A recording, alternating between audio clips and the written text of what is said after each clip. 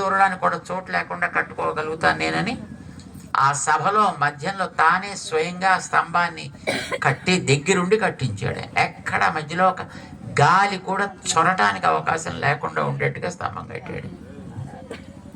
పిల్లాన్ని పిలిచాడు, ఎరా ఇందులో చూపిస్తావా? అరే నాన్న, నేను చూపించేది ఏందా?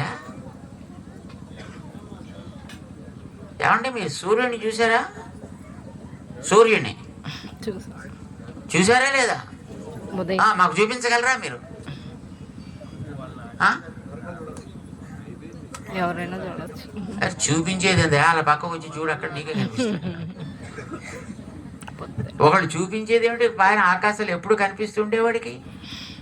అలాగే స్తంభంలో ఉన్నాడు, అన్నిట్లోనూ ఉన్నాడు. నాన్న, నేను చూపించేది ఏమిటి? కావాలంటే నువ్వే చెక్ చేసుకో. ఒరే పిచ్చివాడ, నేనే కట్టాను రా దీనిలో ఖాళీ లేకుండా అన్నాడు. దగ్గరికి వెళ్ళి ఆయన స్తంభాన్ని ఒక్కసారి తన చేతులతోటి చరిచాడు. ఆయన మన కొండ మీద ఆళ్వార్లు ఉన్నారు చూసారా? ఆలయంలో ఆళ్వార్లని ఒక సన్నిధి ఉంది. ఆ ఆళ్వార్లకి కీలకమైనటువంటి ఒక పెద్ద ఆయన ఉన్నాడు, నమ్మాళ్వార్ అని అంటారు. ఆయన ఏమంటారు? నమ్మాళ్వార్ అంటారు. ఆయన ఆ నమ్మాళ్వార్ చెప్పారనమాట. పిల్లవాడు చెప్పిన మాట విని కోపం వచ్చి తండ్రి గారు స్తంభాన్ని ఒక్కసారి చరిస్తే అంగు అప్పుడుదే అవన్ వీయత్తోన్రియా ఎన్ సింగపిరాన్ సీర్మై. మా సింహ స్వామి యొక్క గొప్పతనం ఏమిటో మీకు చెబుతాము, చెప్పండి.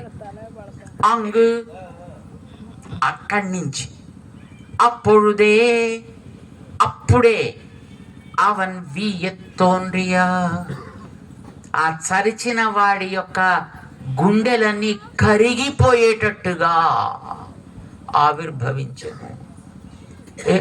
అక్కడ అప్పుడు, ఎందుకంటే అక్కడ అప్పుడు అంటే కారణం ఉందండి. అక్కడ అంటే ఎక్కడైతే స్తంభం మీద చెయ్యబెట్టాడో అక్కడి నుంచే వచ్చేటంటే. అక్కడ కాకుండా ఇక్కడి నుంచి వచ్చాడు అనుకోండి, ఆయన ఏమనొచ్చు, రే నువ్వు అక్కడ లేవు కదా, ఇక్కడి నుంచి వచ్చావు కదా, అంచేత నువ్వు అక్కడ లేవు అని అనడానికి అవకాశం ఉంది. అలా అవకాశం ఇవ్వకుండా ఎక్కడ చెయ్యి చరిచాడో అక్కడి నుంచే వచ్చేటండి. అంగు అప్పుడుదే అప్పుడే, ఎప్పుడు? చెయ్యి తట్టి తీసేటప్పుడే వచ్చేటండి. ఏ అలా ఎందుకు రావాలి? ఎందుకు రావాలంటే నేను తట్టి తీసిన తర్వాత ఆ తట్టిన క్షణంలో రాలేదనుకోండి, ఆ క్షణంలో నువ్వు లేవు కదా, ఈ క్షణంలో వచ్చావు. అంటే నువ్వు కొన్ని క్షణాల్లోనే ఉంటావు, కొన్ని చోట్లలోనే ఉంటావు, అన్ని క్షణాల్లో ఉండవు, అన్ని చోట్ల ఉండవు అని మళ్ళీ ఎవడైనా పాయింట్అవుట్ చేయడానికి అవకాశం లేకుండా ఉండాలి అని అక్కడే అప్పుడే అవతరించెను. భయంకరంగా తెరిచిన కళ్ళు, చాచిన నాల్క, మండే నోరు, మొత్తం 20 గోళ్లతో వచ్చేటండి. ఆయన మొత్తం ఆయనకు ఉండేటటువంటి సింహం కదా, దానికి ఉండేటటువంటి గోళ్లల్లోంచి మొత్తం తన శక్తిని అంతటినీ కూడా దాంట్లో పెట్టేటండి. ఆయన ఆ గోళ్ళన్నీ ఎలా ఉన్నాయో తమాషాగా చెప్తారు. ఈయన నరసింహస్వరూపంలో రాబోతున్నాడు.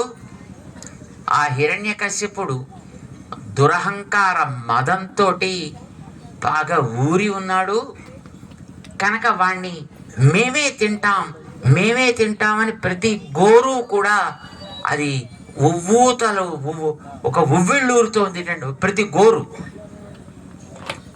కానీ దురదృష్టం, అలాంటివి 20 గోళ్ళు తీసుకొచ్చాడు. ఒక గోరు పంటి కింద కూడా చాలలేదు అంటే, ఒక్క గోరు పంటి కింద కూడా చాలలేదంటే వాడు అంత భయంకరమైన ఆకారాన్ని ధరించి వచ్చి ఆ వేళ హిరణ్యకశిపుణ్ణి సంహరించి పారేశాడు. ఒక్క స్తంభంలోంచి వచ్చాడు ఆయన. కానీ ఆ వేళ ఆయన ఉండడం మాత్రం అంతటా ఉన్నట్టండి. అలాగా అంతటా.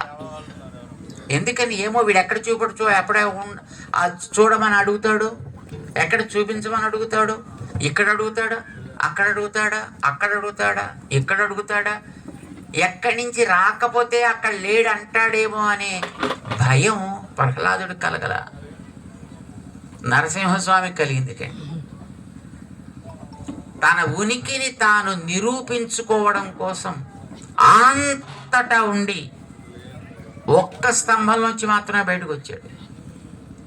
మిగతా ఆ వేళ వ్యాపించి ఉన్నాడే, అప్పటి నుంచి ఇప్పటిదాకా మరి ఇంకోడెవడో అట్లాంటి అడిగే సాహసం చేయలే. అంచేత ఆ ఉన్న నరసింహస్వామి అక్కడే అలానే ఉన్నట్టండి. మిగతా ప్రపంచం అంతటా వ్యాపించి, అయితే కొన్ని కొన్ని చోట్ల మాత్రం అలా ప్రకటన జరుగుతూ ఉంటుంది ఆయనకి. అలా జరిగిన ప్రకటన మన వేదాద్రి మీద జరిగింది, అతను సింహాద్రి మీద జరిగింది, మధ్యలో మంగళాద్రి దగ్గర జరిగింది.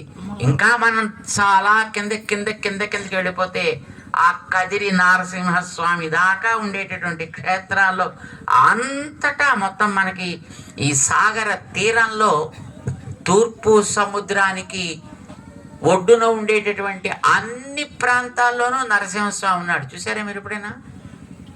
తిరుమల కొండ దగ్గర నుంచి ఆయన లేని చోటంటూ లేదు. అంటే అక్కడక్కడ కొంతమంది చూద్దామని ప్రయత్నం చేస్తే కనిపించాడు. ఎక్కడ తట్టితే అక్కడి నుంచి వస్తాడు ఆయన. ఆయనకుండే గొప్పతనం అది.